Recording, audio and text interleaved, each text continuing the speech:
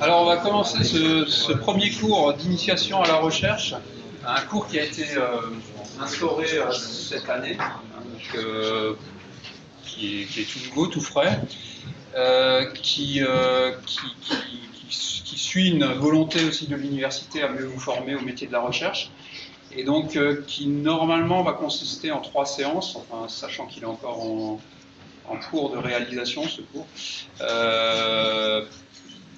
Pas tout à fait sûr que ça va occuper 3 séances, à voir, hein, donc surveillez votre emploi du temps.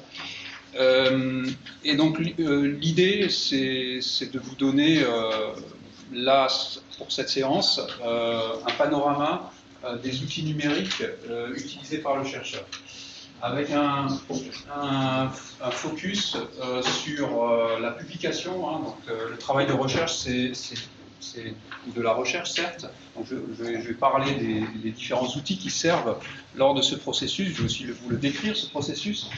Mais c'est beaucoup aussi de travail de publication, et notamment l'outil de publication majeur du chercheur, c'est LaTeX. Je ne sais pas si vous connaissez. Hein. C'est pas du tout l'environnement Microsoft Office. Hein. C'est un autre concept pour générer des documents de qualité, et notamment des documents qui contiennent beaucoup d'équations. C'est la seule façon de faire correctement des équations, actuellement encore. Le look est largement meilleur, hein, enfin plus beau que ce qui peut être généré avec d'autres systèmes. Donc on va faire quelques exercices. Hein. Alors ça aussi, ça va être expérimental. J'espère que vous avez tous un smartphone. Vous allez télécharger une application pour faire du LaTeX sur ce smartphone, et on va faire une petite intro, enfin un petit tuto de base pour LaTeX. Et dans les autres séances, en tout cas, bon, le plan il est en cours de fabrication, hein, je vous l'ai dit, mais il y aura au moins l'initiation au métier de la recherche aussi. Hein, donc peut-être certains d'entre vous se destinent ou se posent des questions sur leur devenir, sur ce qu'ils vont faire à l'issue de l'école d'ingénieur ou du master. Et donc parmi les voies possibles, il y a les carrières de la recherche, qui sont quand même assez variées, nombreuses, et c'est un environnement qu'il faut savoir décoder. Hein. Il y a des choses à savoir, hein, pour bien interpréter ce qu'on vous dit. Hein. Par exemple, si vous vous intéressez à une thèse, hein, bien choisir son labo, bien choisir sa discipline, et puis aussi avoir une idée claire de quel genre de métier on peut faire à l'issue d'une thèse. Et donc ça fera l'objet d'au moins une séance, hein, de cette formation à la recherche, et le reste est encore en discussion. Alors, dans ce cours-là, hein, donc on va s'intéresser aux outils numériques. Alors, pour ça, je rappelle ici la séquence typique d'un travail de recherche qui commence par finalement un brainstorming. Alors, chacun a ses méthodes. Ça peut être individuel, hein, donc un brainstorming dans une seule tête, ou alors ça peut être collaboratif, un brainstorming à plusieurs. Il y a des projets de recherche qui sont collaboratifs par essence, hein, qui ont un financement pour plusieurs labos, pour plusieurs, parfois des dizaines, voire même pour les plus gros, ça peut atteindre une centaine de chercheurs. Et il y a des thématiques qui sont beaucoup plus ciblées, beaucoup plus locales, où ces réflexions-là peuvent avoir lieu à une échelle beaucoup plus réduite. Et donc ça commence par des idées. Alors brainstorming, il y a des outils pour ça, on va les voir, hein, mais il ne faut pas du tout que vous imaginiez que c'est la seule façon d'avoir des idées. Hein. En recherche, souvent les idées elles viennent alors qu'on ne s'y attend pas, et dans des contextes souvent assez inattendus. Hein, le coup d'Archimède qui a son idée dans sa baignoire, c'est vrai. Hein. Moi j'ai eu des idées sous ma douche, dans le train, en regardant un paysage, en lisant des choses, mais qui n'ont rien à voir avec la recherche. Hein. En ayant fait des activités, là aussi, complètement découplées de mon travail de recherche, c'est assez inattendu en général, hein, et assez fortuit. Mais il y a quand même des outils qui permettent d'aider à canaliser tout ça hein, et à susciter ce déclic. On va les voir. Une fois qu'on a l'idée, il faut la cerner. Hein. L'idée, initialement, elle est très floue, elle est très vague. C'est plutôt une intuition. Et il ne faut surtout pas sous-estimer disons la concurrence, j'allais dire, mais plutôt les collègues hein, au niveau international, hein, parce que vous vous confrontez, quand vous faites la recherche, au monde entier. Hein. La recherche, si vous voulez publier, il faut qu'elle soit de niveau international. Donc il faut que vous fassiez mieux que le meilleur labo au niveau international si vous voulez espérer publier dans une bonne revue.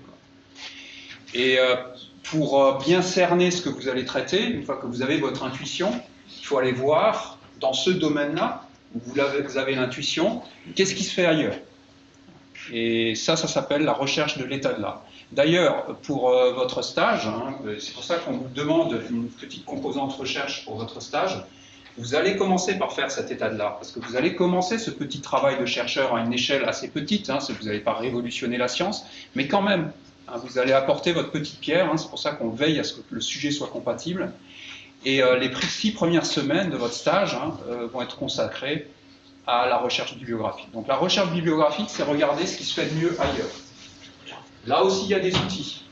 C'est extrêmement compliqué comme démarche. Il ne faut surtout pas négliger cette phase, il ne faut surtout pas sous-estimer ce qui se fait ailleurs, parce qu'il faut imaginer que toute la recherche mondiale, c'est comme un gros méta-cerveau, hein, et il y a forcément quelque part dans le monde, quelqu'un qui a eu absolument la même idée que vous. Même si votre idée, vous avez l'impression qu'elle est tellement géniale, ou tellement farfelue, ou tellement atypique, que c'est pas possible que quelqu'un d'autre ait eu la même, l'expérience montre le contraire.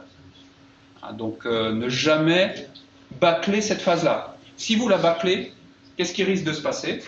Ok, je suis un génie, de toute façon mon idée elle est unique, c'est sûr, donc je vais travailler, je vais dérouler la liste là, je vais arriver jusqu'à cette phase-là de publication, je vais envoyer mon article.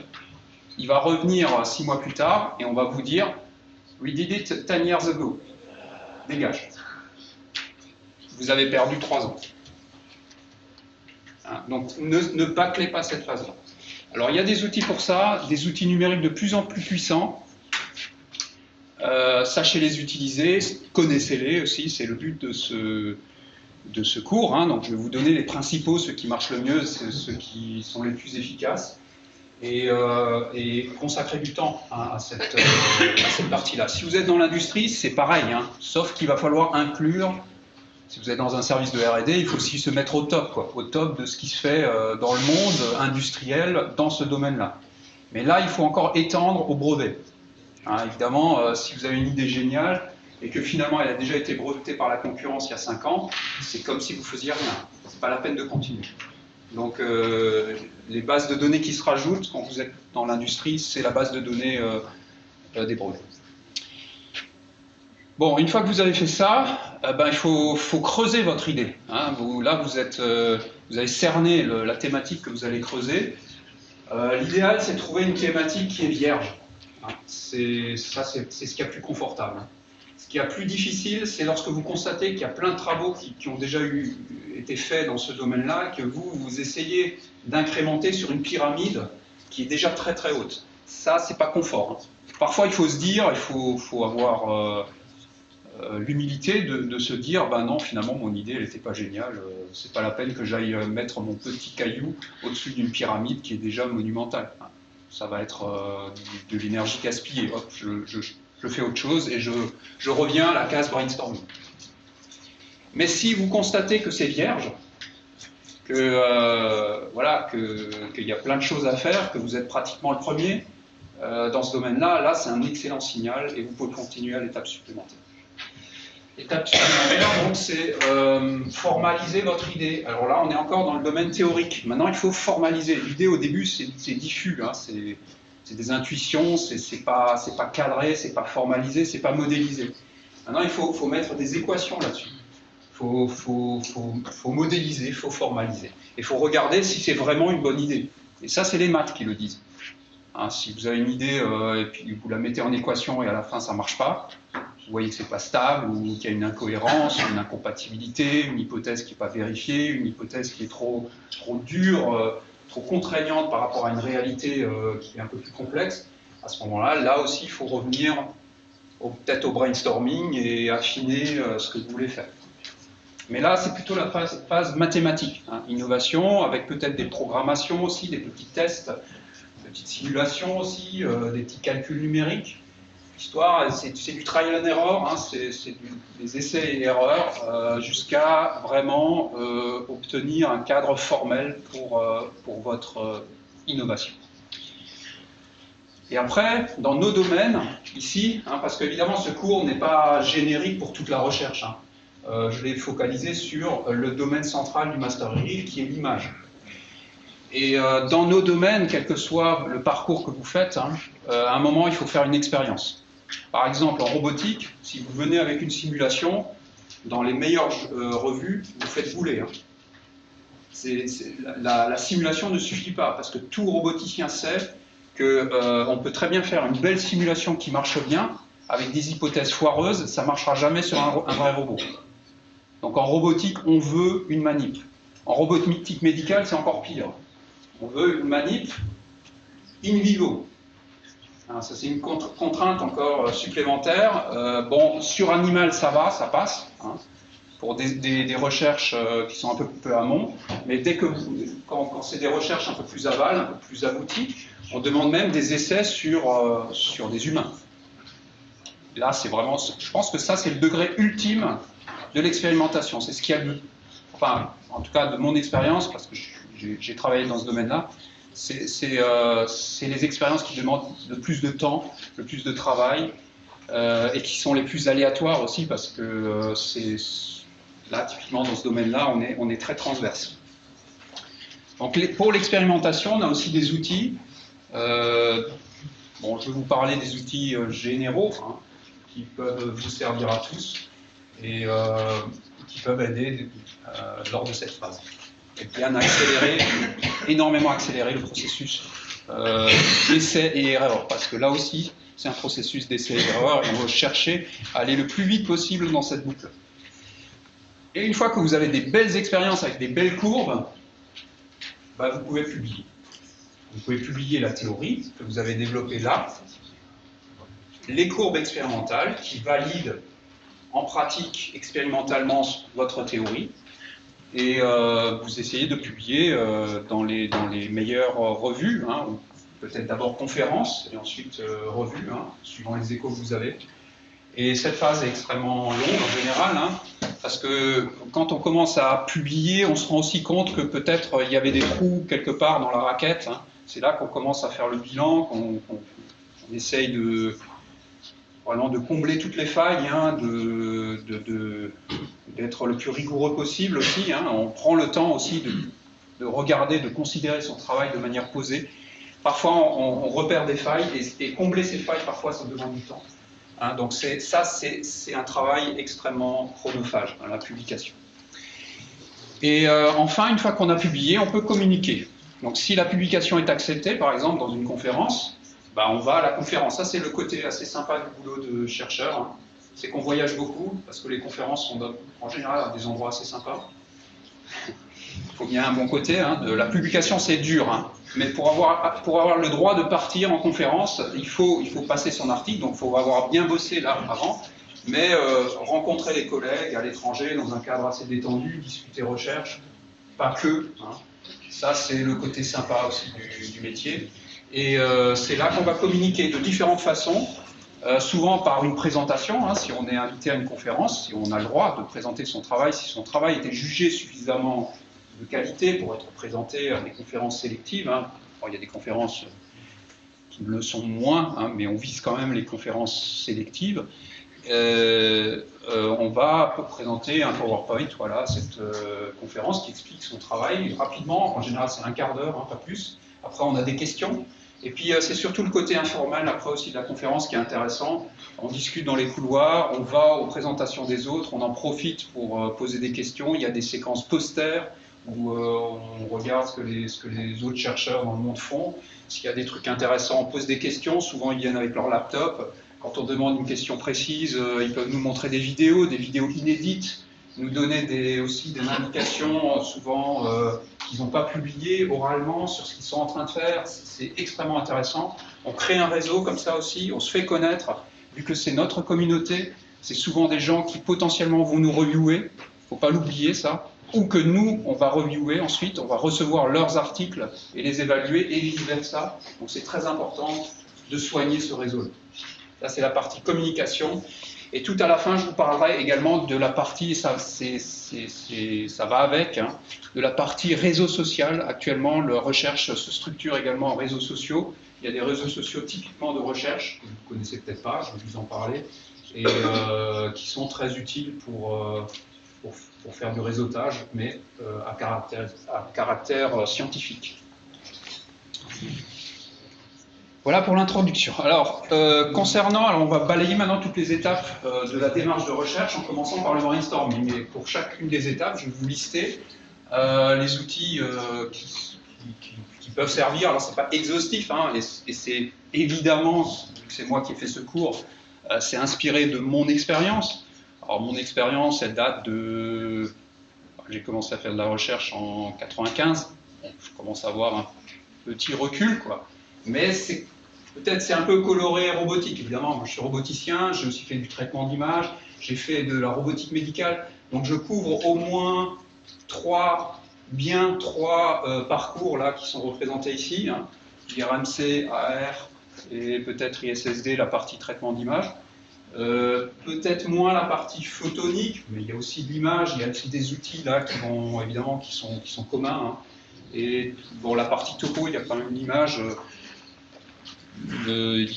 Bon, vous retrouverez de quoi des choses utiles dans ces liens-là. Hein, mais bon, lisez quand même mes slides avec en tête que c'est un roboticien hein, qui les a écrits.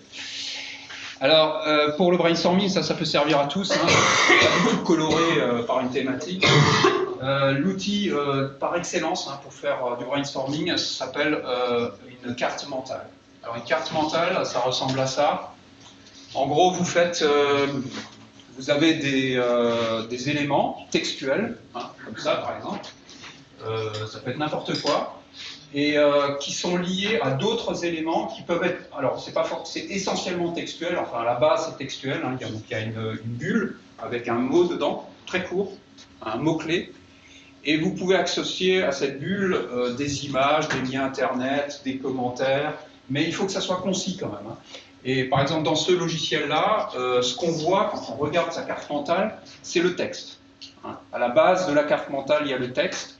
Et quand vous cliquez là sur différents items là, autour, vous pouvez faire apparaître une image, un lien internet, un commentaire un peu plus long, pour vous rappeler tout ce que vous avez imaginé lorsque vous avez tapé ce mot-clé.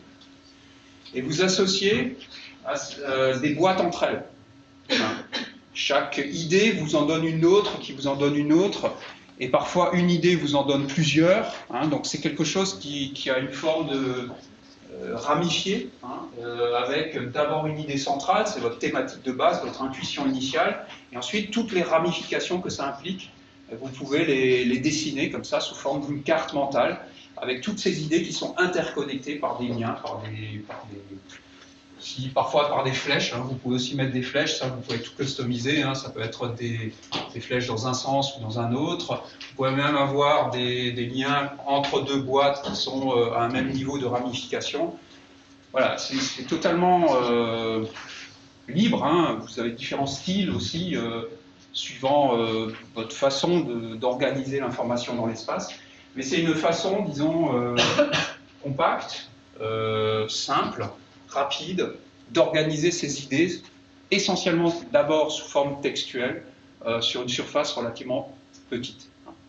Et quand vous regardez ça, ensuite, à tête reposée, ça vous donne de nouvelles idées. Et suivant le cas, enfin, ça marche peut-être pas pour tout le monde, mais c'est le seul outil, disons, qui existe, hein, des rares qui existent dans ce domaine-là. Ça vous aide à ratisser hein, tout le pourtour de votre intuition.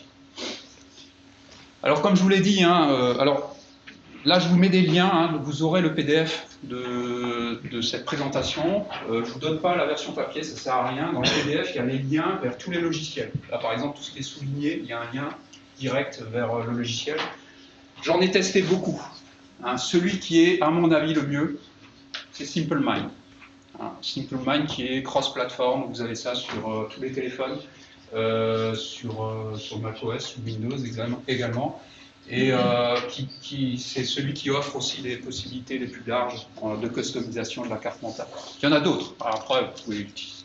Et ça c'est mon expérience, on est quand même testé pas mal. Ensuite, chacun ses moyens de brainstormer, hein, si vous en avez d'autres. Hein, si c'est comme Archimède, prendre un bain chaud, pourquoi pas. Hein. Alors, les autres outils pour stimuler la créativité, évidemment, c'est toute l'information à laquelle vous pouvez avoir accès. Hein. YouTube, actuellement, est une excellente plateforme pour s'inspirer pour la recherche. Parce que tous les chercheurs mettent leurs vidéos sur YouTube. C'est une autre façon. Alors, YouTube, c'est pas seulement mettre les vidéos de ses expériences sur Internet. Ça, il faut aussi le savoir et le comprendre. C'est aussi une façon de faire antériorité de sa recherche. Parce que vous le savez peut-être, hein, quand vous uploadez une vidéo sur YouTube, il y a la date qui est associée, et c'est impossible de la modifier, à moins d'être YouTube ou Google. Donc, vous avez, par exemple, envie de créer une antériorité pour une idée que vous avez eue, hein, vous avez une expérience préliminaire, vous sentez que ailleurs, peut-être, il pourrait avoir la même idée, faire la même chose, vous uploadez la vidéo de votre expérience avant même qu'elle sorte en conférence, vous avez une date qui est associée, et le fait d'avoir ce genre d'antériorité, ça peut aider. Hein, pour les publications, hein, par exemple, quand il y a une dispute sur qui est le premier, mais aussi parfois pour les brevets. Alors évidemment, quand vous mettez une vidéo, votre idée sur YouTube, le brevet, vous ne pouvez plus le faire, hein, ça je pense que vous le savez. Mais quelqu'un d'autre ne peut pas breveter votre idée si le brevet, le dépôt de brevet de ce quelqu'un d'autre a lieu après l'upload de votre vidéo. Donc c'est une façon d'empêcher le brevet de votre idée. Ça, c'est particulièrement intéressant. Et autrement, bon, pour le brainstorming, hein, évidemment, regardez, tapez les mots-clés sous YouTube de ce que vous voulez faire. Regardez ce que les chercheurs font. Hein, ça, c'est extrêmement stimulant pour la créativité.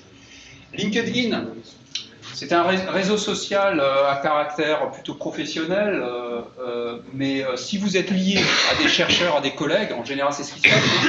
Si vous êtes chercheur, vous êtes forcément connecté aux autres chercheurs. Et les autres chercheurs publient des posts, hein, des vidéos aussi sur LinkedIn. Donc votre fil d'actualité sur LinkedIn va être très coloré recherche et ça va parfois vous donner des idées. Très coloré aussi avec ce que vous faites vous et ce que vous avez posté. Hein, c'est la base même des réseaux sociaux, hein, c'est de faire du data, enfin de l'analyse de données hein, par rapport à vos propres centres d'intérêt et de vous mettre dans votre fil d'actualité des choses qui sont en rapport à vos centres d'intérêt. Et puis sinon, il y a Evernote. Evernote, c'est un moyen de prendre des notes. Alors, le brainstorming, c'est aussi noter des idées fugaces comme ça qui viennent au sortir de la douche, par exemple. Bon, vous pouvez le noter en dur dans un calepin. Ça, je le fais aussi. Par exemple, ça, c'est mon calepin de laboratoire, hein, où j'écris effectivement parfois les idées qui me viennent, hein, parfois des calculs, parfois des comptes rendus de réunions, bref, la vieille méthode, hein, mais vous avez aussi la version numérique, hein, et la version numérique c'est Evernote. Vous avez un endroit unique, hein, toutes vos notes, mais pas que, hein, toutes sortes de documentation. Accessible également sur vos appareils Nova. Alors, deuxième étape, une fois que vous avez votre idée, il faut faire la recherche bibliographique et utiliser les bons outils. Alors, je vous ai listé ici tous les outils là, qui sont possibles d'utiliser pour cette recherche bibliographique, en commençant du plus large en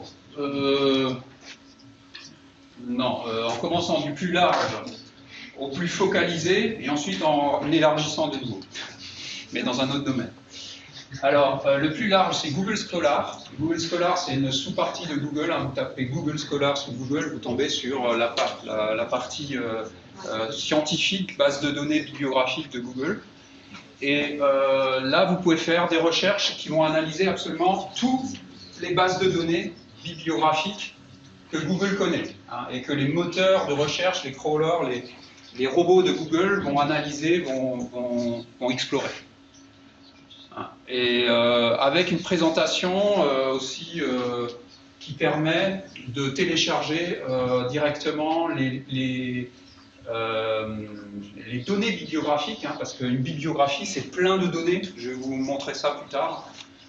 C'est extrêmement détaillé, hein. Il y a évidemment les noms des auteurs, le titre de la publication, le titre de la revue, ou enfin le titre de l'article, le titre de la revue ou de la conférence, l'année, le mois, le lieu, si c'est une conférence, l'éditeur, les notes, éventuellement il y a le résumé qui est associé, il y a l'ISBN, il y a deux types d'ISBN, il y a le DOI, ça c'est un identifiant unique de publication en général scientifique.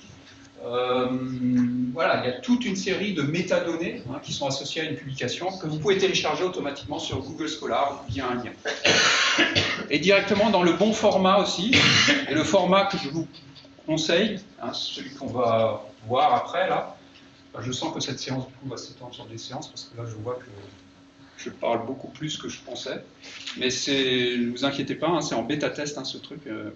Enfin, c'est pas que j'ai bâclé le truc, hein, mais je ne sais pas du tout combien de temps ça me prend. Hein. Ça, là, comme c'est un cours très particulier, j'en ai jamais fait de ce type-là. J'ai pas su timer mon cours, donc si ça se trouve, ça va déborder sur l'autre séance. Bon, bref, on va voir ensuite, quand on abordera la tech, la sous-partie bibliographique de la tech qui s'appelle Big Tech. Et sous Google Scholar, vous pouvez télécharger directement le Big Tech, donc le texte qui décrit entièrement la publication sous le bon format que vous pouvez copier-coller ou importer directement dans les gestionnaires de bibliographie compatibles LaTeX. Ensuite, donc ça c'est pour la recherche, Google Scholar. Hein, donc vous tapez vos mots-clés, voilà, j'ai une super idée, ma super idée va avec des mots-clés, qui me viennent d'abord, mais attention avec les mots-clés, vos premiers mots-clés qui vous viennent ne sont souvent pas les bons. Hein. Et choisir correctement ces mots-clés, ça fait partie du job. Alors c'est un processus où d'abord, évidemment, vous tapez les mots-clés que vous pensez être les plus pertinents. Nous, ce qu'on veut faire, donc on est dans les robots à câble. Hein. Les derniers trucs qu'on a fait, c'est un robot stabilisation de nacelle de robot à câble avec des jets d'air comprimé. Donc ça fait Cold Gas Thruster, jet d'air comprimé. On n'avait pas les mots-clés corrects au début. Hein. Cold Gas Thruster, on avait Air Jet, hein, au début, par exemple. Ça, c'était le premier mot-clé qui nous était venu, qui n'était pas du tout pertinent. Mais au fil des recherches et des lectures, hein, parce que même si vous tapez Air Jet à la place de Cold Gas Thruster, vous allez tomber sur des publications qui sont en lien. Et ces publications vont utiliser le bon mot-clé. Donc vous allez le voir en lisant la publication, ah ouais, non, mais ça se dit plutôt comme ça. Et vous voyez, c'est un processus itératif où ensuite vous allez remettre les bons mots-clés, un peu plus affinés, et vous allez tomber sur d'autres publications qui sont peut-être un peu plus ciblées aussi. Et au fur et à mesure, comme ça, c'est comme une optimisation, ça va converger vers les bons mots-clés. Et parfois, il y a des phénomènes de sous-communauté. C'est-à-dire qu'il y a des mots-clés, ça s'appelle comme ça dans une communauté, et ça s'appelle autrement dans une autre communauté. Et ça nous est arrivé encore récemment, toujours pour les robots à câble. On pensait avoir tout ratissé. Hein. Nous, ce qu'on veut maintenant, c'est mettre des hélices de drone, hein, à la place des Cold Gas Thruster. On va mettre des hélices de drone. Et on avait tapé drone, enfin les mots-clés, donc c'est Cable Driven Parallel Robot. Donc ça, c'est le type de robot sur lequel on travaille, Cable Driven Parallel Robot. Et drone, hein, propeller. Voilà, c'était le truc logique, quoi. Et il se trouve que, bon, il y a plein de choses qui sont... Enfin, pas énormément, justement, c'est pour ça qu'on s'y lance. Il y a des choses qui sont sorties dans ce domaine-là. Et parallèlement, récemment, mais fortuitement, c'est parce que c'est une autre communauté, on est tombé sur... Alors là, je ne me rappelle plus exactement les mots-clés, c'est le thésard qui les a trouvés, mais des trucs qui n'avaient rien à voir, dans la communauté biomimétique, ou Spider Robot, ou un truc comme ça. Donc ils essayaient de faire une araignée avec un robot, où ils avaient mis aussi des hélices de drone, et on n'aurait jamais pensé à ça si on n'était pas... Voilà, là c'était fortuit parce que en fait il y avait deux groupes de publications qui étaient désignés par des mots-clés qui n'avaient vraiment rien à voir. Et si vous loupez, ça peut arriver. Hein. Il n'y a aucun moyen, disons, là, je ne sais plus comment on y est arrivé. Je crois que c'est un collègue qui nous a dit j'ai vu passer ça, regardez voir un peu ce genre d'article avec ces mots-clés. Donc c'était vraiment fortuit. D'où l'intérêt aussi de travailler avec des collègues qui n'ont pas tout à fait la même sensibilité, vous donner des tuyaux. Et donc là bon, on s'est raccroché également à cette sous-communauté-là, et on a vu que c'était clairement différent. C'est des gens qui ne publient même pas dans les mêmes revues, dans les mêmes conférences, mais qui font des trucs similaires parallèlement. Ça arrive souvent. Et parfois on le loupe. Bon, si on le loupe, on peut très bien le louper un certain temps, parce que ça va arriver dans une communauté ou dans une autre, et comme les gens ne se parlent pas, sont dans leur bulle, ça peut très bien être étanche pendant un certain temps. Et à un moment, il y a quelqu'un qui fait le lien.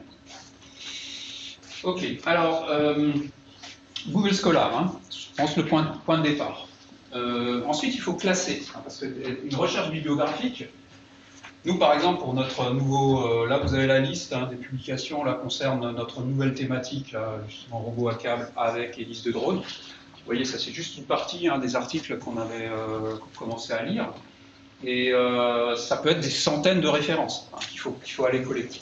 Et il faut être méthodique, rigoureux, il faut les classer correctement, il faut leur associer des mots-clés. Si possible, leur associer un PDF aussi. Vous voyez, il y en a certains où il y a l'icône PDF, il suffit que je clique dessus et le PDF il s'ouvre. Donc je les ai téléchargés, je les ai rangés au bon endroit, ils sont référencés, et ils sont dans un logiciel aussi qui permet de faire ce classement, d'associer des tags, des balises à ces différentes publications.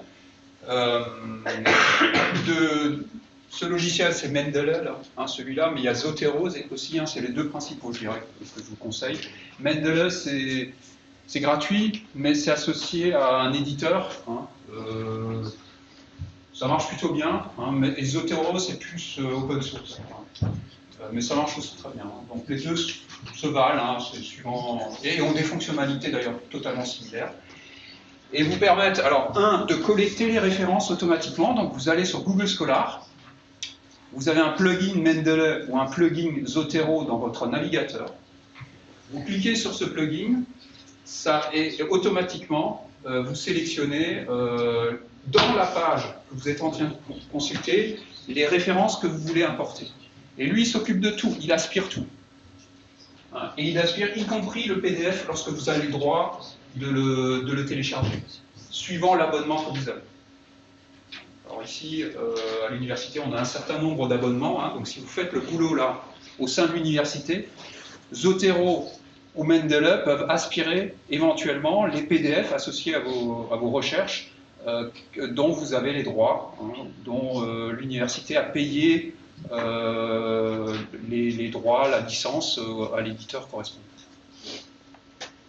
Alors ensuite, vous pouvez filtrer, évidemment, quand vous en avez des centaines, il faut bien organiser tout ça, vous avez différents filtres ensuite, vous pouvez les classer par sous-répertoire, vous pouvez affiner les champs des références, parfois il y a des erreurs, faites très attention, même sur Google Scholar, ça dépend de la source qui est utilisée, parfois il y a des erreurs sur les noms des auteurs, notamment sur les noms. Faites gaffe aux noms des auteurs et au titre de la publication, parce que vous allez citer ces gens-là, et ces gens-là, ensuite, il y a une forte probabilité qu'ils vous lisent votre article.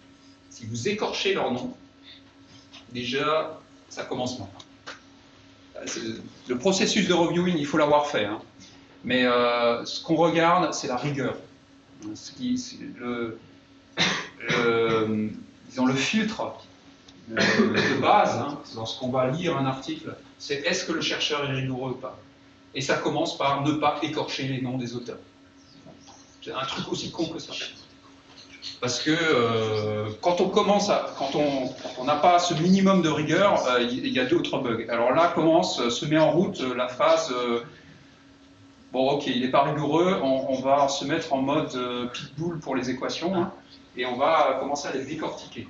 Et au fur et à mesure, si on détecte des bugs, si vraiment ça dépasse un certain seuil, on va dire non, stop, à refaire. Revois ta copie. Donc c'est très important hein, d'être rigoureux dès le début sur la biblio, hein, ne pas écorcher le nom, ni le titre, hein, évidemment de la publication, les noms des auteurs. Après, bon, la date, le mois. Bon, là, c'est moins important, mais il faut quand même que les gens puissent aussi retrouver hein, cette publication. Donc si vous avez une erreur dedans, c'est plus difficile à retrouver. Et donc cet outil vous permet de corriger ça. Hein, vous faites clic droit, recherche, compléter la publication. Lui, il peut faire des comparaisons avec ses propres bases de données et parfois il peut corriger tout. Si vous en avez des publications identiques aussi, il peut les merger. Ça arrive souvent hein, que vous aspiriez plusieurs fois la même, par mégarde, parce que vous avez oublié que vous l'avez déjà téléchargé, et lui il le détecte et il vous permet de fusionner de publications. Donc ça vous évite des doublons là dans votre liste. Donc Mendeley, Zotero, des outils de classement et de collecte de bibliographie, extrêmement pratique. Ça vous permet de vraiment accélérer significativement cette procédure. Ensuite, vous avez éventuellement la possibilité d'accéder à des moteurs de recherche spécifiques des éditeurs. L'éditeur de référence pour la plupart là, des parcours du master, c'est I3E. Peut-être pas les topographes, je ne sais pas. Non, topographie, peut-être pas I3E. J'avoue, en topographie, je suis moins à jour. Hein. Mais pour la photonique, pour la robotique médicale, hein, il y a des publis spécifiques, hein, TBME par exemple, Transaction on Biomedical Engineering, qui sont I3E, qui sont de bon niveau, la robotique tout court, I3E Transaction on Robotics, pour le traitement d'images et le traitement de données, foot de données, hein, c'est vraiment la source de référence. Donc nous, souvent, on va directement sur I3E Explorer. D'autant que l'université a un abonnement. Donc pendant votre stage, si vous êtes dans le domaine I3E, là, et que vous voulez faire l'étude bibliographique, moi je vous conseille d'aller directement sur I3E Explorer. Il suffit de cliquer sur le lien dans le PDF là, que je vous donnerai. C'est le lien vers le proxy de l'université qui vous demande votre login ENT, que vous soyez même dans une entreprise, ça marche. Et ensuite, via ce proxy, vous avez accès à toute la base de données I3E. Et croyez-moi, ça coûte cher. L'université, je pense qu'ils déboursent 10 000 € par an pour avoir le full access. Et c'est assez bien fait, I3E Explore, ça vous permet, c'est mieux que Google Scholar. Hein. C'est pour ça que ça peut être intéressant d'aller directement sur les pages des éditeurs. Hein. Ça vous permet notamment la fonctionnalité qui est en plus, c'est des filtres plus sélectifs. Vous pouvez filtrer sur des mots-clés du résumé, du titre, sur les auteurs, sur des mots que vous retrouvez dans le texte. Vous pouvez filtrer par publication, sélectionner les journaux qui vous intéressent. Vous pouvez filtrer par année. Alors par année, ça c'est aussi possible sous Google Scholar. Hein. Vous pouvez cibler les années. Et surtout, ce qui est très intéressant, c'est que vous pouvez avoir la filiation des publications. Parce que quand vous tapez vos mots-clés, initialement, vous allez avoir, ce qui va sortir va être une photo à un instant T, ou une publication qui potentiellement est insérée dans toute une filiation de publication. La question que vous devez vous poser, c'est est-ce que c'est la dernière? Est-ce que c'est la plus à jour? Et surtout, est-ce qu'elle est significative? Alors, pour répondre à ces trois questions, il faut suivre l'affiliation hein, de la publication, essayer d'avoir la dernière dans le domaine hein, qui éventuellement cite celle-là. Et justement, I3E Explorer vous donne les publications éventuellement ultérieures qui citent l'article que vous avez sélectionné. Donc vous pouvez remonter la chaîne chronologique jusqu'à la fin. Et pour savoir si c'est pertinent, si c'est de qualité, si c'est significatif comme contribution, vous avez l'index de citation de l'article, donc un compteur qui compte le nombre de fois que la publication a été citée par d'autres scientifiques. Plus ce compteur est élevé, plus il y a de chances que cette publication soit significative. Et sachez que dans le monde scientifique, ce qui distingue les chercheurs, c'est le H-index. Le H-index, c'est en gros la note du chercheur. Et c'est sa popularité. C'est une valeur qui est calculée en fonction du taux de citation de l'ensemble de ses travaux. Alors évidemment, plus on avance en âge, plus son H-index va augmenter, forcément. Mais bon, c'est un des indicateurs biométriques qui permet d'attester de la popularité, et souvent c'est lié à la qualité. Donc ce H-index du chercheur, bon ça c'est plutôt sa note, la qualité du chercheur, mais l'indice de citation de l'article vous informe si cet article a été cité beaucoup ou pas, et donc vous informe de sa pertinence dans la communauté ou pas. Et après il faut savoir aussi qu'il y a certaines revues qui sont mieux que d'autres. Ça par contre, c'est une info, ça dépend des disciplines, mais qui est extrêmement difficile à obtenir. Pour la robotique, on a fait le job, enfin les roboticiens français ont fait le travail de classer les publications de robotique en rang A et rang B. Et vous pouvez télécharger ce PDF sur le site du GDR Robotique. GDR, c'est groupe de recherche, c'est organisé par le CNRS, c'est sur toutes les thématiques. J'imagine qu'il y en a en photonique, il y en a en traitement de signal, il y en a en robotique médicale, ça c'est aussi le GDR robotique. Il y en a également, enfin j'imagine dans tous les domaines, il y en a en automatique, le GDR Max.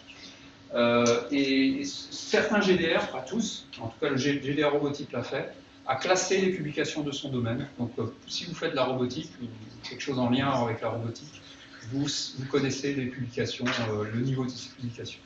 Sinon, vous avez des outils qui essayent de statistiques, qui vous donnent des indications. Il y en a un qui s'appelle Scopus, qui vous donne la liste de l'ensemble de toutes les publications et leur facteur d'impact. Ce qui mesure la qualité non pas de l'article, l'article c'est le taux de citation, le chercheur c'est le H-index, et la revue, l'impact factor, voilà. L'impact factor, facteur d'impact, ça c'est pour une revue. Alors ce facteur d'impact, pour vous donner un ordre de grandeur, quand il est supérieur à 1, c'est déjà bien. En robotique, je pense que ça atteint la meilleure revue atteint 1,7. Dans d'autres disciplines, c'est un peu différent, ça dépend des disciplines, ça peut monter beaucoup plus. Impact factor. Aussi regarder si, voilà, c'est pour juger de la qualité. Et après, une fois que vous avez sélectionné dans votre liste là, les publications qui sont de chercheurs qui sont significatifs, qui sont bien cités et qui sont dans des revues à fort impact factor, vous les lisez. Vous les lisez, mais cette fois-ci en détail. Parce que vous pouvez lire à différents niveaux de détail, soit juste le résumé, soit parcourir en diagonale. Et puis, bon, ce que vous jugez vraiment pertinent, les publications que vous jugez vraiment pertinentes, vous les lisez en détail. Ça prend du temps. Par exemple, pour votre rapport biblio, là, il faut que vous rendiez à T plus 6 semaines. On ne vous demande pas de lire en détail 20 revues. Vous n'aurez pas le temps. Si vous en lisez en détail 3, c'est déjà bien. Pour un stage de master. Maintenant, s'il s'agit d'un travail de thèse, là, ça peut être une vingtaine, effectivement. Mais sur 100, là, on va en collecter, je pense, une centaine. Une bibliographie d'une thèse, c'est bien une centaine de références à la fin. Donc, ça vous donne un ordre de grandeur. Donc, il faut bien les sélectionner. C'est pas la peine d'aller lire en détail une publi secondaire, truffée de bugs, d'un chercheur qui n'est pas reconnu. et d'une revue qui a un mauvais impact factor. Il faut sélectionner, être sélectif. Mais pour ça, ça demande du temps. Et quand je dis que ça demande du temps, par exemple, une thèse qui vient de commencer, là, justement, là, toujours le même exemple, hein, qui a commencé en septembre, là on est en décembre, je pense qu'on a maintenant, enfin, avant les vacances, on avait une bibliographie qui commençait à être stable. Mais elle va continuer à évoluer durant la thèse, hein, mais en tout cas, le socle de base, on l'a maintenant. Et je pense qu'il contient une trentaine, 30 à 40 pour le moment en référence. Et on en a lu là-dessus, ouais, facilement une moitié. Alors vous en avez d'autres, hein, suivant le domaine, Science Direct, alors c'est systématiquement les éditeurs hein, qui offrent ce genre de portail. I3E, ça s'appelle I3E Explore. Pour Elsevier, c'est Science Direct. Pour Springer, c'est Springer Link. Et puis là, bon, dans nos domaines, il y a aussi l'association américaine des ingénieurs mécaniciens, ASME. Bon là, c'est vraiment un petit portail, mais ils ont aussi le leur. Ça s'appelle ASME Digital Collection. Ensuite, il faut aussi comprendre, à ce stade-là, c'est lié, hein, parce que dans votre recherche d'articles, là, vous allez souvent vous heurter, ça dépend où vous allez être. Hein. Plus tard, par exemple, vous serez peut-être dans une boîte, vous n'aurez plus accès à ENT, là, vous n'aurez plus accès à I3E Explore, là. Comment vous allez faire pour télécharger les PDF? Alors, deux possibilités. Soit payé. Alors le PDF il coûte en moyenne 40 €, hein, 40-50 €. Un article. Je vous ai dit, je sais pas, un travail de type thèse, mais de type ingénieur, ça peut être pareil. Hein. Une cinquantaine d'articles à télécharger, ça fait un budget quand même. Hein. Il faut là comprendre le contexte actuel. Hein. Le contexte actuel, je ne sais pas si vous en avez entendu parler, c'est une rébellion des scientifiques face à un système qui a complètement divergé. Alors, il faut quand même ça que vous le sachiez, histoire de ne pas culpabiliser le cas échéant. Comment fonctionne ce système de publication scientifique? Qui fait le job? Qui travaille? Le chercheur fait le boulot de recherche. Le chercheur fait le boulot de reviewing. C'est du peer reviewing. Donc nous, on relit les articles des autres et les autres relisent nos articles. En moyenne, il y a 3 reviewers par article. Ça fait du travail. Les chercheurs font le travail d'éditeurs associés.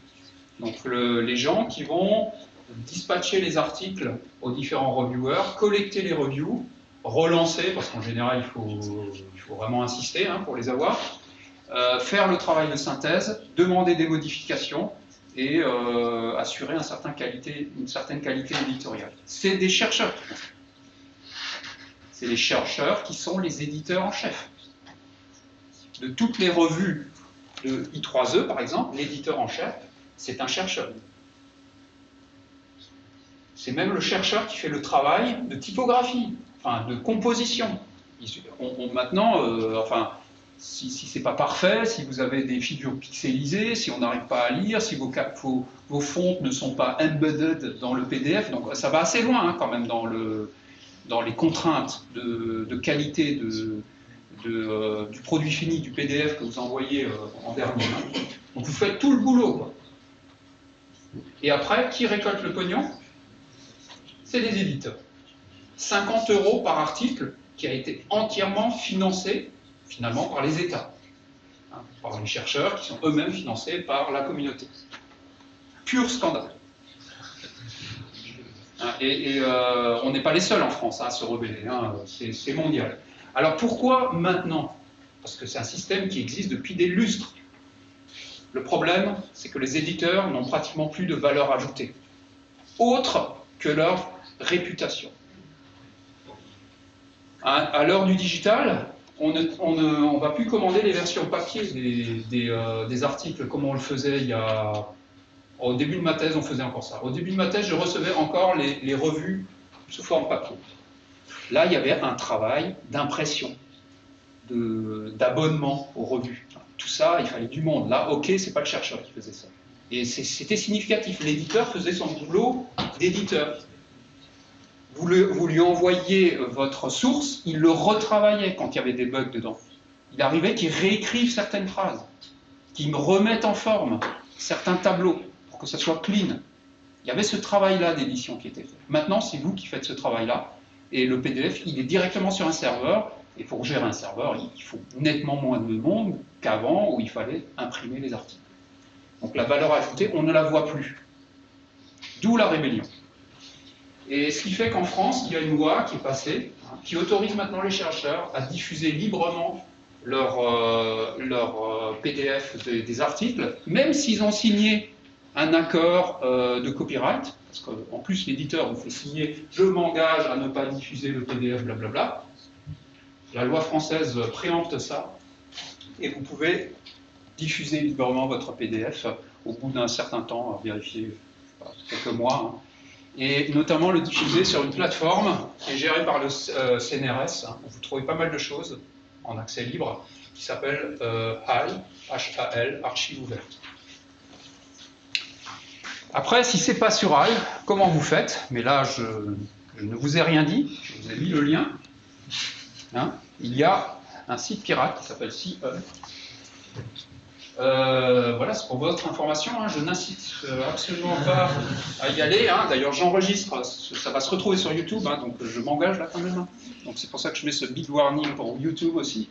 Je n'incite en rien à aller sur C-Hub. Je vous informe que ça existe, il faut le savoir, c'est pour votre culture, parce que c'est un élément du paysage. Il faut aussi comprendre d'où ça vient de ce ras-le-bol, clairement. C-Hub est hébergé actuellement par un serveur à Taïwan, écrit en russe. Ça vous donne un peu les odeurs de soufre qu'il y a derrière. Et il suffit de mettre dans C-Hub un DOI, donc un identifiant unique d'un article, et ça vous renvoie le PDF. Derrière, il y a une moulinette qui va justement aller dans les sous-réseaux des universités, faire l'accès direct au serveur de l'éditeur et renvoyer le PDF. C'est comme ça que ça marche. Avec évidemment un proxy pour un cache pour les articles les plus demandés. Ça existe à cause de ce que je viens vous dire juste à l'instant. Mais HAL aussi, ça existe à cause de ça. Et c'est de plus en plus bien achalandé, en tout cas en ce qui concerne les publications françaises. Voilà, je pense que j'ai fait à peu près le tour concernant donc, la recherche bibliographique. Alors, on passe maintenant à la phase d'innovation. Alors la phase d'innovation, une fois que vous avez une connaissance très précise du paysage, de contexte scientifique dans votre domaine, vous pouvez aller creuser votre trou, à un endroit où il n'y a personne, évidemment, c'est le principe.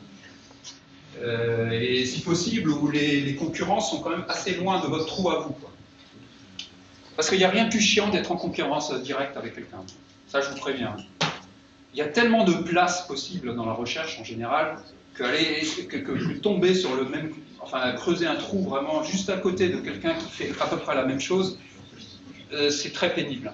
C'est très pénible parce que vous allez vous auto-annuler. Forcément, vous allez vous auto-remuer et puis ça va mal se passer, quoi. Ça va se terminer en ouais, mais c'est moi qui ai fait le premier, etc. C'est jamais bon. Il y a de la place pour tout le monde en général, et essayez de trouver une zone où il n'y a personne. C'est aussi le but de la recherche. La recherche, c'est pas de creuser des trous alors qu'il y a déjà quelqu'un juste à côté qui fait la même chose, quoi. C'est qu'il y ait de l'air frais, quoi, qu'il y ait de la nouveauté. Et ça vous l'obtenez uniquement si vous avez bien fait le travail en amont. Donc maintenant, il faut formaliser, et il y a des outils pour ça. Alors là, on est dans la phase mathématique de la recherche. Et il y a des outils qui vous aident à faire ça, et notamment des outils de calcul formel, qui vous accélèrent parfois, pour certains, alors en robotique, oui, beaucoup, parce qu'on a des calculs qui ne sont pas très compliqués conceptuellement, mais qui sont très volumineux, qu'il est hors de question de faire à la main. Il y a d'autres domaines où c'est le cas, et donc là, les outils de calcul formel type Maple ou Mathematica sont d'un grand secours. Ensuite, vous commencez là aussi à faire quelques petits tests sur des cas particuliers. à faire des petites applications numériques. Et donc là, il faut des outils de calcul numérique et aussi de simulation, si vous avez des phénomènes dynamiques. Et MATLAB, pardon, et Simulink sont des outils de base, je pense, pour la plupart d'entre vous. Vous avez déjà vu ce que ça peut faire. Alors, de base, MATLAB Simulink, c'est numérique. Mais vous pouvez aussi faire du calcul formel à l'intérieur de MATLAB si vous achetez la toolbox symbolique. Et celle-là, elle est basée sur un moteur de calcul symbolique qui est devenu très bon, qui s'appelle MUPAD. Il n'était pas bon au début. Maintenant, il est bon. Maintenant, il est pratiquement mieux que Maple. Donc, vous pouvez vous contenter même de MATLAB et vous avez les deux environnements, à la fois calcul symbolique et calcul numérique et simulation. 3 environnements en un. Bon, c'est cher. La licence MATLAB Simulink, si vous êtes dans une entreprise, c'est des dizaines de milliers d'euros par an. Mais bon, ça rend aussi un service significatif. Après, si vous avez une start-up, vous montez une start-up, il y a des ristournes pour les start-up les premières années. Si vous êtes étudiant, vous avez une licence étudiante, tant que vous êtes étudiant, c'est 80 € pour toute la période où vous êtes étudiant, vous avez toutes les toolbox. Qu'est-ce que vous avez encore comme ristourne? Ah oui, si vous êtes maker, c'est-à-dire si vous ne faites pas des trucs pour vous, si vous êtes bidouilleur, donc il y a la Home Edition, où là aussi c'est un peu moins cher, mais il ne faut pas faire de recherche scientifique, juste pour soi, en tant que hobbyiste. Voilà. Sinon, si vous n'avez pas d'argent, il y a OpenModelica. Je ne sais pas si vous connaissez. Et pour l'avoir testé très récemment, je dois dire que j'ai été agréablement surpris. Parce que je l'avais testé il y a 5 ans, je pense. J'avais vraiment rencontré des gros problèmes au niveau de l'interface. Là, maintenant, ça commence à être... ce snapshot, là, donc ça ressemble à Simulink. C'est multiphysique, donc il y a même plus de blocs que sous Simulink. Et le principe, là, c'est OMEdit, c'est OpenModelica Editor. C'est l'équivalent de Simulink. Le principe, c'est de décrire par un schéma bloc quelque chose qui va être traduit ensuite dans un langage, et ce langage, c'est Modelica. Modelica est un langage de programmation pour des systèmes complexes. Et là, vous avez la façon graphique de programmer. Simulink, quelque part, c'est aussi une façon graphique de programmer votre système.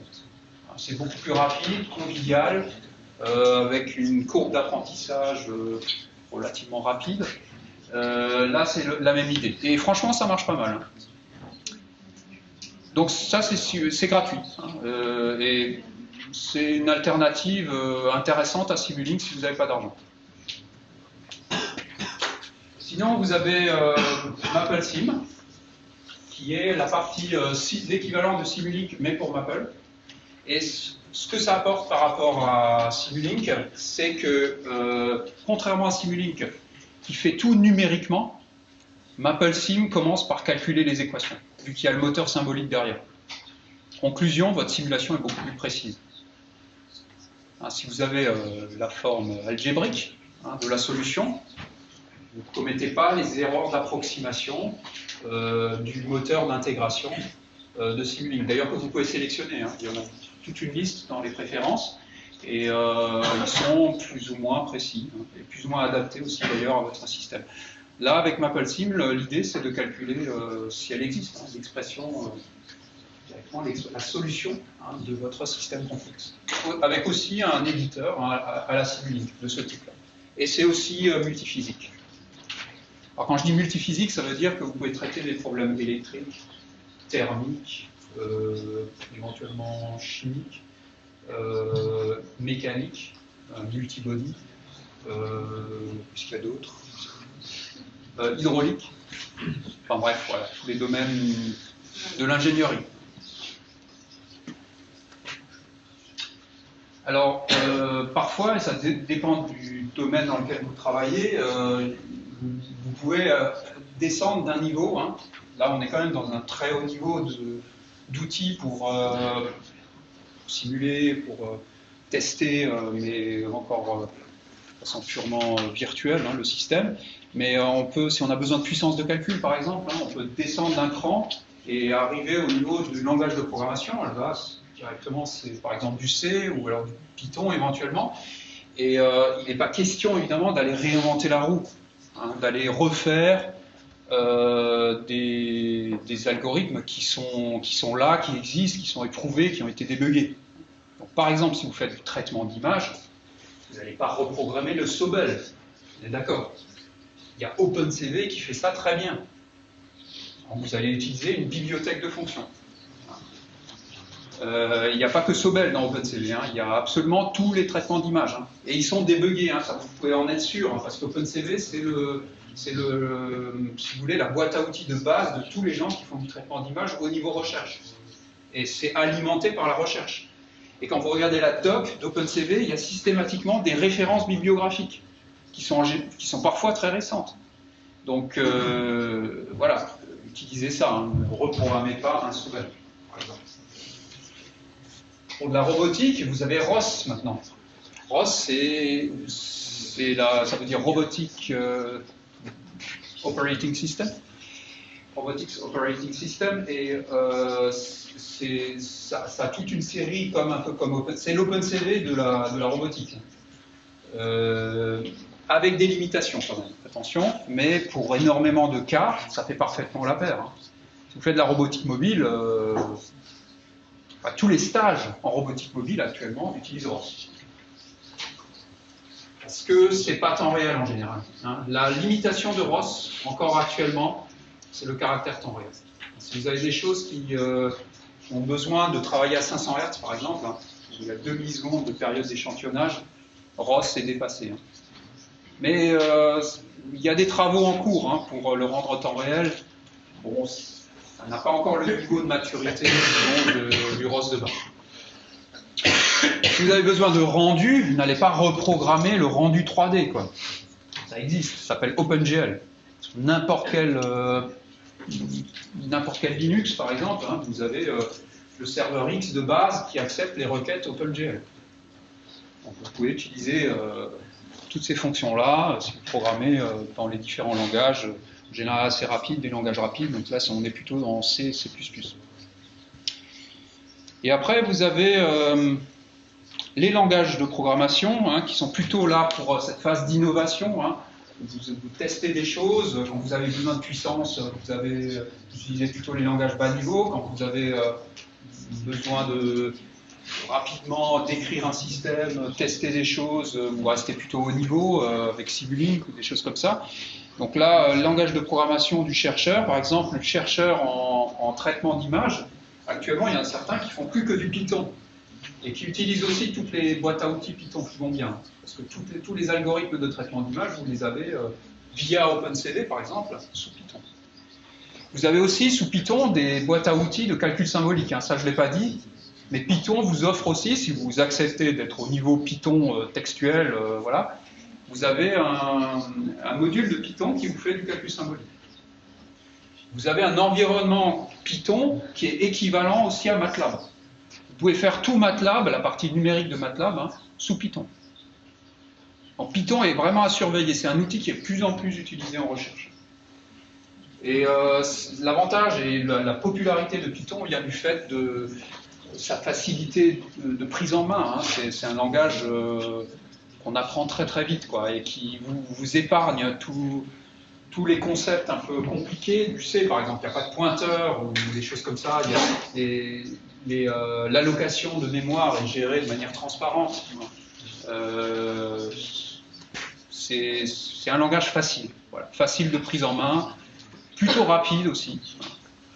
Il y a même une version d'un translateur de Python versé, si vous voulez aller un peu plus vite. Enfin, voilà. Bon, évidemment, vous avez le langage de script MATLAB. Je trouve qu'il est moins bien que Python, hein, franchement. Hein. Je ne sais pas si vous avez déjà programmé un peu de manière avancée en langage de script MATLAB. C'est pas ce qu'il y a de plus confort et de plus intuitif. Hein. D'ailleurs, il n'est pas spécialement populaire. Après, vous avez, si vous faites de la science des données et des statistiques, vous avez le langage R, qui est spécifique pour ça. Et si vous voulez décrire des systèmes dynamiques, non pas avec des schémas blocs avec OMEdit, mais directement en programmant, vous avez directement du Modelica, que vous pouvez programmer, avec un éditeur de texte, simplement. Évidemment, vous avez aussi le C++, en robotique rapide, de systèmes qui sont temps réel. On a besoin souvent de beaucoup de puissance de calcul, de choses qui vont très vite. On a besoin de faire du benchmarking aussi, de savoir combien de temps va prendre ce calcul-là, cette loi de commande. Et pour ça, il faut, si on est vraiment critique en temps, il faut aller sélectionner le langage le plus rapide. Il n'est pas question de faire de l'assembleur, ça vous oubliez en recherche, on ne fait jamais d'assembleur. C'est beaucoup trop source d'ennui. Par contre, le langage juste au-dessus, qui est rapide, c'est le langage C. Donc, pour certains domaines, ça peut être le C.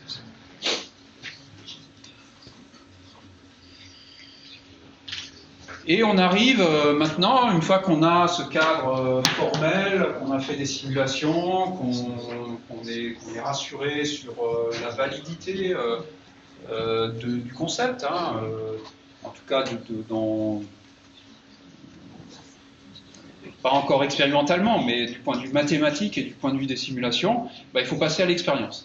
Je pense que pour la plupart des domaines là, qui sont couverts par le master, l'expérience est indispensable. Et pour vous donner aussi des ratios sur les durées des différentes phases de la recherche, ça c'est aussi important. La phase j'ai l'idée, brainstorming, c'est la plus courte. C'est ça qui est hallucinant. Dans le métier de chercheur, l'idée, c'est ça. C'est vraiment un claquement de doigts. Ça arrive comme ça. Parfois, ça n'arrive pas au bon moment. Mais il y a le syndrome du thésard qui panique en vitesse parce qu'il n'a pas encore eu son idée géniale. Mais souvent, ça se débloque, mais en un jour, en une réunion. C'est extrêmement rapide.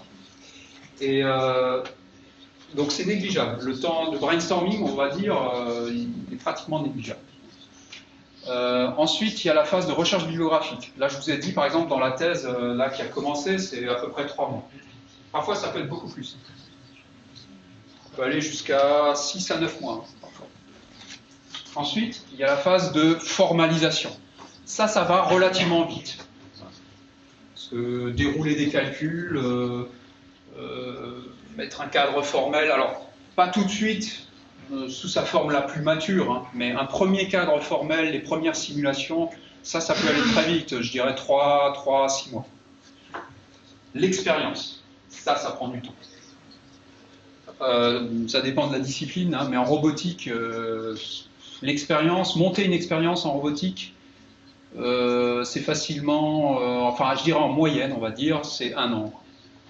Consacrer 1 an à l'expérience. Il ne faut pas négliger, encore une fois, c'est pas là je parle aussi pour mon domaine, mais en robotique on ne peut pas s'en passer. Et robotique médicale, 1 an et demi, voire plus. C'est pour ça que les thèses en robotique médicale elles durent plus longtemps. Parce qu'il y a la phase validation in vivo, et ça c'est extrêmement chronophage à cause de la partie expérience. Et c'est connu, et c'est d'ailleurs, il y a une certaine indulgence par rapport à ça, parce qu'on sait que c'est difficile. Il y a aussi la phase, d'autant plus que récemment, il y a quelques années, dans le domaine médical, on vous impose aussi de passer par une commission d'éthique. Si vous faites des expériences sur les animaux, il faut décrire l'expérience, ça passe en commission d'éthique qui valide, qui valide qu'il n'y a pas de souffrance animale, que vous avez bien respecté les différentes chartes. Et ça peut durer, ça ralentit encore le processus. Bon, ça dépend des domaines, mais l'expérience dure longtemps. Comment accélérer la phase expérimentale, sachant que c'est extrêmement chronophage. Ici, vous avez un certain nombre d'outils. C'est pas exhaustif, mais je pense que c'est relativement pertinent pour le Master Review. Si vous voulez, s'il y a un système mécanique à fabriquer, parce que souvent il y a un système mécanique, vous avez des logiciels de CAO qui, couplés à des machines de prototypage rapide, vous permettent très rapidement d'avoir des formes, des objets pour itérer sur la structure finale de votre système, parce que vous n'avez jamais la structure finale tout de suite. D'abord, maintenant on est dans la phase où il faut implémenter, c'est plus des équations, il faut faire un objet. Et cet objet, il n'atteindra jamais un niveau de finition tel que vous l'avez dans l'industrie. Vous n'avez pas le temps, c'est pas votre job. Votre job, c'est pas de faire un produit fini. Donc ça sera un machin avec des scotch, des fils qui dépassent, peu importe, ça sera pas joli. En général, c'est pas joli, c'est pas le but. On va pas mettre des carters pour faire joli, un logo, on va pas le peindre, non. C'est une manip de laboratoire, mais il faut qu'elle marche. Il faut pas qu'elle ait de bugs structurels. Il faut pas qu'elle introduise des artefacts que vous n'avez pas prévus dans les équations parce qu'il y a une faiblesse quelque part. Donc il faut quand même que ça soit bien fait. Quand je dis que c'est moche, ça ne veut pas dire que c'est mal fait. C'est juste le look. Et en général, voilà, ça ressemble à un proto, quoi. Et vous n'allez pas plus loin. Ça doit rester un proto. N'essayez pas de faire joli. Là, vous allez exploser votre timing.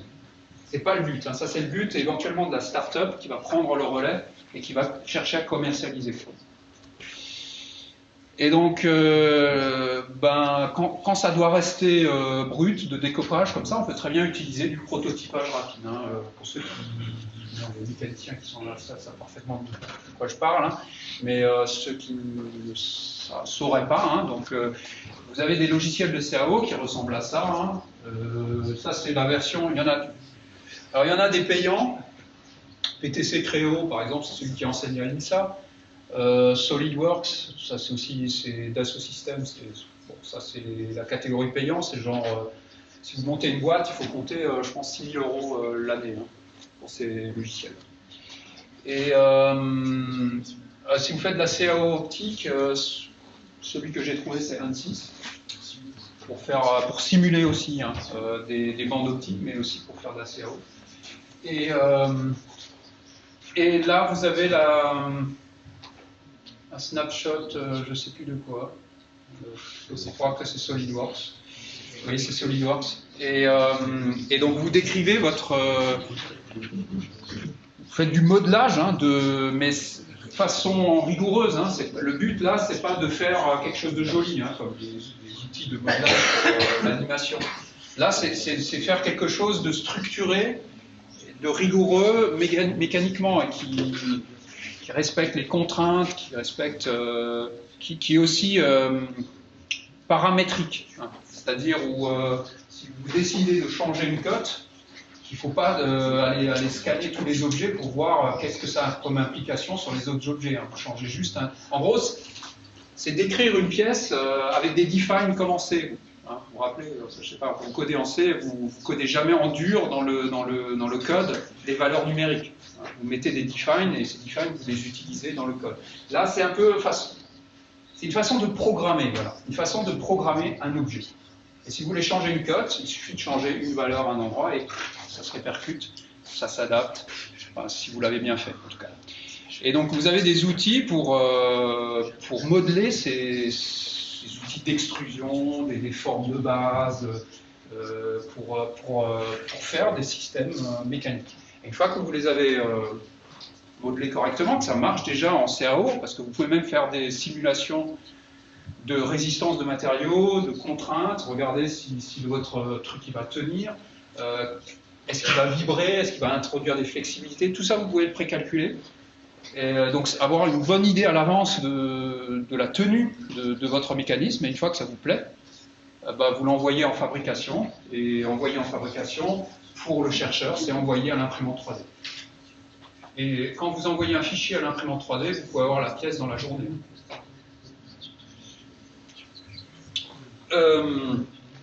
Vous recevez ces pièces, en général elles sont en plastique, alors il y a des imprimantes 3D qui font du métal aussi, qui agglomèrent de la poussière métallique, et c'est de bonne facture. Voilà, vous avez maintenant des codes qui sont de plus en plus précises avec ces machines-là. Vous pouvez faire, par exemple, vous parlez du robot à câble avec les cold gas thrusters, donc justement, des thrusters, c'est des tuyères. C'est des tuyères qui doivent être hypersoniques. dont le diamètre de sortie de l'air comprimé, c'est inférieur au millimètre. On s'est dit, non, jamais en prototypage rapide, on arrivera à faire un truc pareil. Il y aura un autre moyen. Alors l'autre moyen, c'est l'injection plastique, ou alors de l'usinage. Beaucoup plus chronophage. Bon, on s'est dit, bon, on va tenter quand même le coup. Hein. Sachant que, bon, on avait le modèle, là, en CAO, c'est facile à faire, c'est très rapide, on l'envoie à l'impression, on regarde ce que ça donne. Ça marchait. Bon, il faut dire qu'au labo, on en a une haut de gamme, hein, une imprimante 3D multimatériaux qui est dans la gamme des 300 à 500 000 euros. Ah, donc c'est pas la petite imprimante là que vous achetez sur Alibaba. Enfin, voilà, c'est plutôt la gamme supérieure, mais elle est déjà assez ancienne et je pense que maintenant on arrive à ces cotes-là avec peut-être même des prix d'imprimante inférieurs. Donc la CAO plus un logiciel de pilotage d'imprimante 3D vous permettent d'accélérer énormément le prototypage rapide d'un système mécanique. Après, dans nos domaines, un système, c'est pas seulement la mécanique. C'est aussi, souvent, il y a un ordinateur dans la boucle, quel que soit le domaine d'ailleurs, qui pilote ce système. Et cet ordinateur, il a un programme dedans, qui est souvent assez complexe, et qui tient compte de la complexité du système à piloter. Et qui peut être décrit, par exemple, par un schéma bloc sous Simulink. C'est la façon la plus conviviale de décrire une loi de Conan. Et donc, Simulink ou OpenModelica ou d'autres. Et comment faire pour accélérer? Alors, vous allez faire un schéma bloc pour décrire comment l'ordinateur va interagir avec votre système. Donc, ça peut être des blocs qui vont décrire un traitement de signal, un traitement d'image. Ça existe. La source d'entrée, c'est une image, un flux vidéo, et vous allez mettre un Sobel, un filtre passe-bas, une érosion, une dilatation, une détection d'ellipse, etc. Et puis de l'autre côté, ça sort les paramètres de l'ellipse. Et si ça ne marche pas comme ça, vous rajoutez un bloc, vous réglez les paramètres dans les blocs. Comment faire pour coupler ce qui ressemble à une simulation finalement, parce que c'est un schéma bloc, à la réalité? Ça, c'est le prototypage rapide, non pas mécanique, mais le prototypage rapide de systèmes complexes. Et il y a une société qui est leader dans l'écosystème MATLAB Simulink, c'est DSpace. DSpace vous permet, c'est un plugin supplémentaire à MATLAB Simulink, il faut avoir MATLAB Simulink avec DSpace. DSpace, c'est une société allemande qui est indépendante d'ailleurs de MATLAB Simulink, et qui vous offre également en général un bornier, une interface assez générique que vous pouvez coupler à votre système et qui vous permet de décrire les traitements que vous faites à partir de votre système et que vous envoyez éventuellement les signaux que vous envoyez à votre système sous forme d'un schéma bloc. Vous appuyez sur un bouton, ça vous convertit votre schéma bloc en langage C, ça le compile, ça flash le firmware d'un système embarqué qui est en réel en général, et ça exécute le code qui correspond au schéma bloc. Et tout ça, ça dure quelques secondes. L'autre solution, si vous n'avez pas les moyens, ça coûte cher. DSpace, c'est rien que un poste DSpace, je pense, c'est 15 à 20 000 euros, sans compter la licence MATLAB. Alors, pourquoi c'est cher? C'est que c'est très demandé et que c'est très utile. Ça économise énormément de temps ingénieur. Parce que l'autre solution, si vous n'avez pas ça, c'est vous testez d'abord en simulation avec Simulink, ok, vous n'avez pas la licence DSpace, ça marche, vous traduisez votre schéma bloc, mais à la main, en C. Vous faites la même chose en C, programmez un Raspberry Pi ou un système temps réel quelconque, un Xenomai, un QMX, tout ce que vous voulez, à la main, en C. Alors évidemment, il y aura des bugs, personne ne programme directement juste, alors que là, la génération de code du schéma bloc en C, elle est tout le temps juste. Il n'y a jamais de bug. Donc vous programmez, vous faites des bugs, vous testez, ça ne marche jamais, le premier coup, vous débuguez, ça vous prend quelques jours, alors que l'autre solution, en un clic et en quelques secondes, il fait la même chose. Ah ok, ça coûte 15 000 euros. Mais vous gagnez combien de temps ingénieur en contrepartie? Ça coûte cher du temps agile. Alors la question c'est, est-ce que ce genre de choses existe gratuitement? La réponse est non. À ce stade-là, non. C'est pour ça que c'est aussi cher. Parce qu'ils savent qu'ils sont les seuls, mais pas pour longtemps. Dans le domaine OpenModelica, il y a eu des tentatives pour faire la même chose, hein, parce qu'ils ont OM-Edit. Hein. Rien ne les empêche en langage Modelica de faire la même chose, de translater, de convertir le Modelica en C. Il y a déjà des tentatives. Mais un truc aussi bien fini que DSpace, où vous pouvez ensuite, une fois que ça tourne, avoir les scopes dans Simulink qui vous donnent les courbes du vrai système, avoir des sliders, ouvrir les blocs, changer les gains dans des blocs en live, et vous voyez l'effet sur le système, en direct. Hein, c'est ça, hein, ce système-là, hein, le prototypage rapide. Ce genre de convivialité, vous ne l'avez pas ailleurs que dans DSpace, et LabVIEW offre à peu près la même chose. LabVIEW, c'est le concurrent. En fait, LabVIEW, historiquement, c'était pour les électroniciens, donc c'est plutôt coloré électronique. MATLAB, historiquement, c'était pour les automaticiens.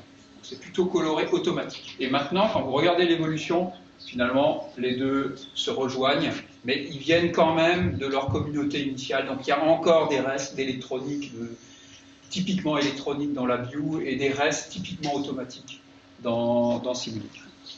Mais vous pouvez faire la même chose en LabVIEW.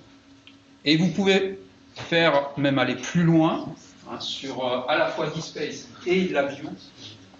Vous pouvez faire de la génération automatique de code C, donc il va tourner sur un système embarqué temps réel en code objet compilé à partir du C. Mais vous pouvez aussi générer directement flasher directement des FPGA et donc générer automatiquement du VHDL pour des systèmes plus rapides. C'est le même concept et vous décrivez les choses sous forme de schéma bloc. Donc ça vous facilite énormément la vie. Alors pourquoi ça pourrait vous intéresser? Parce que pour des traitements d'images extrêmement rapides ou des traitements de signaux extrêmement rapides, un système embarqué éventuellement ne suffit pas. Hein, il faut aller plus loin en performance et là il faut un FPGA.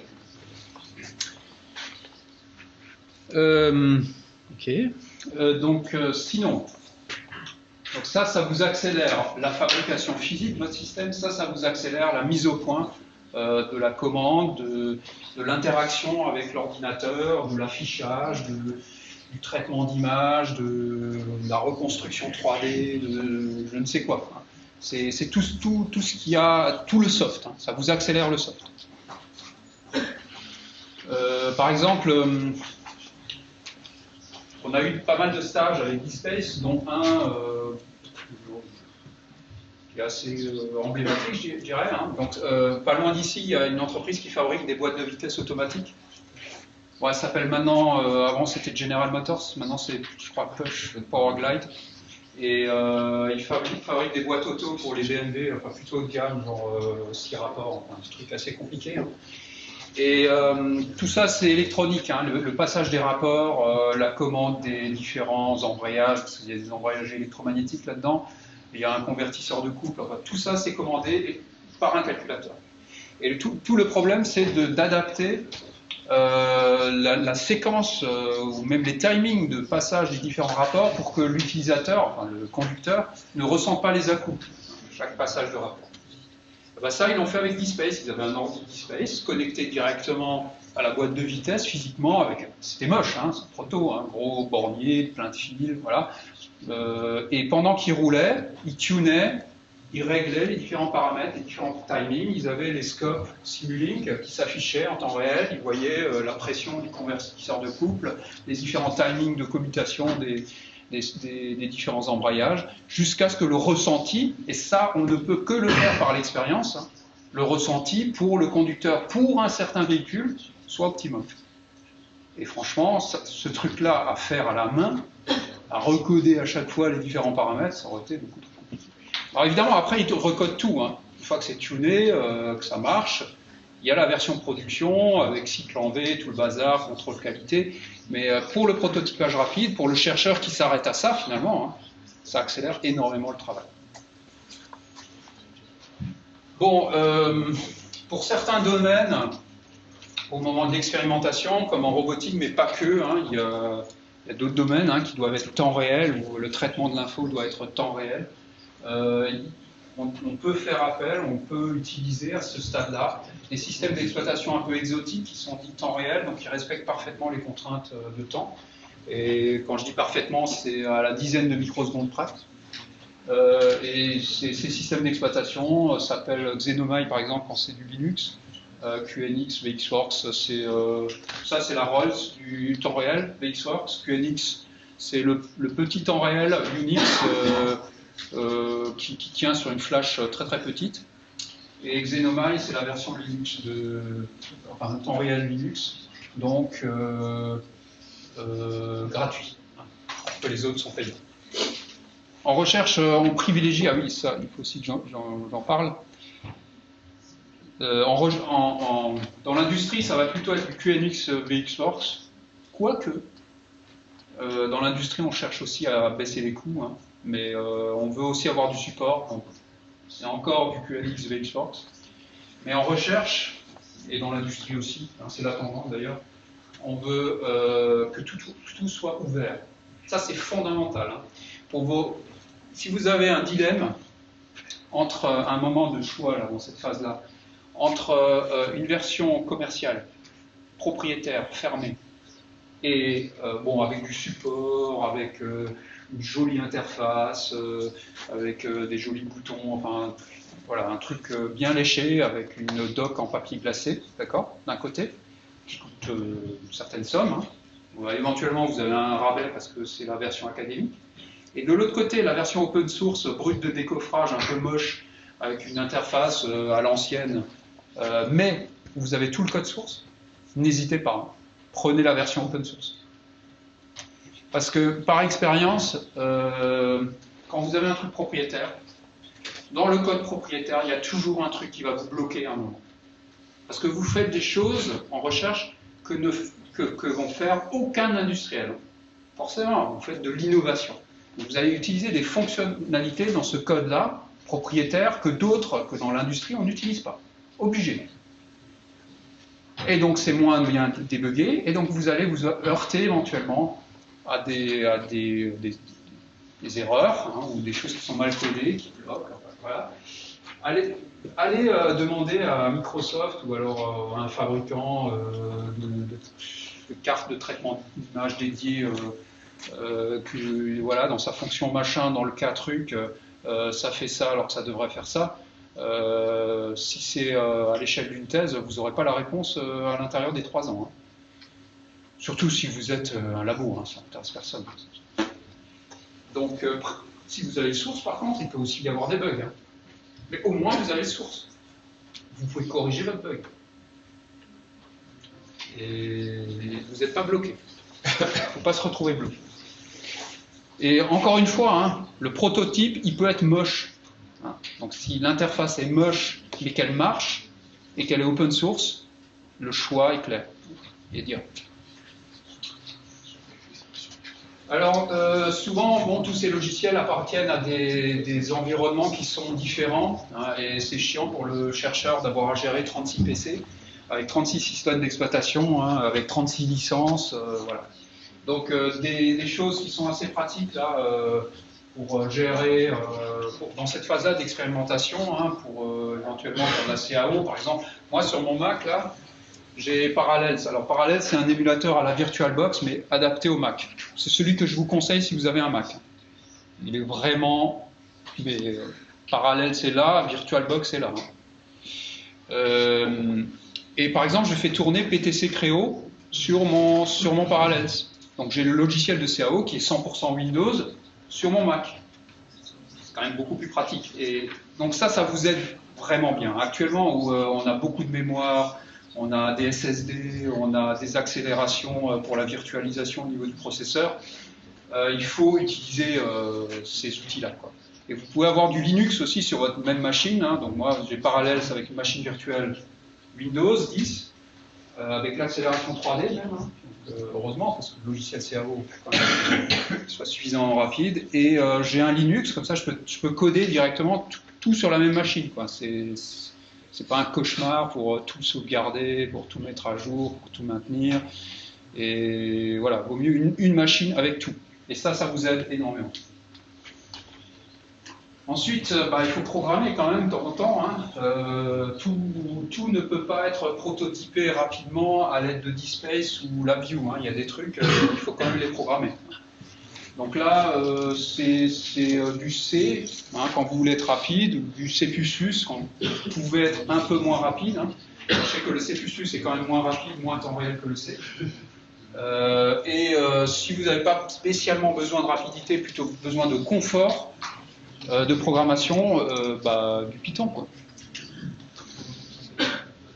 Pour l'analyse des données, donc une fois que vous avez fait votre expérience, il faut interpréter les résultats. Alors là, soyez parfaitement rigoureux.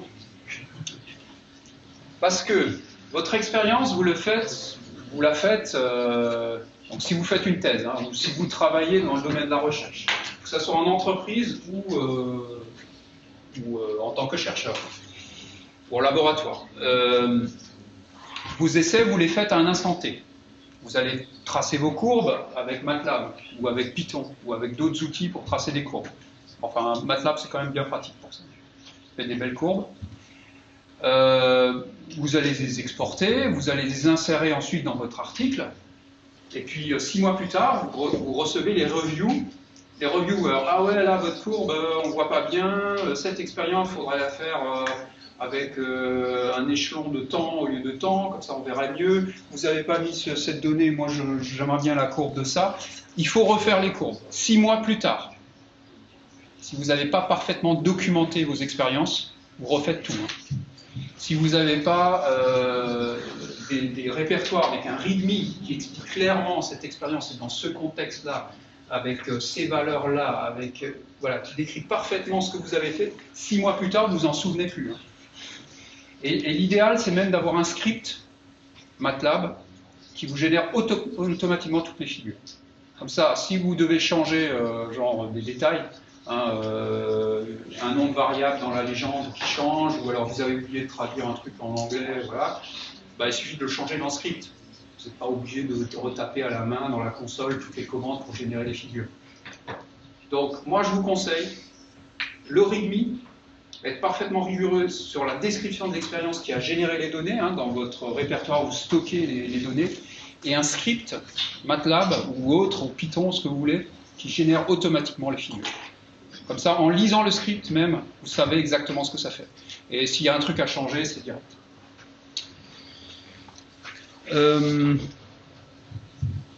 Ok.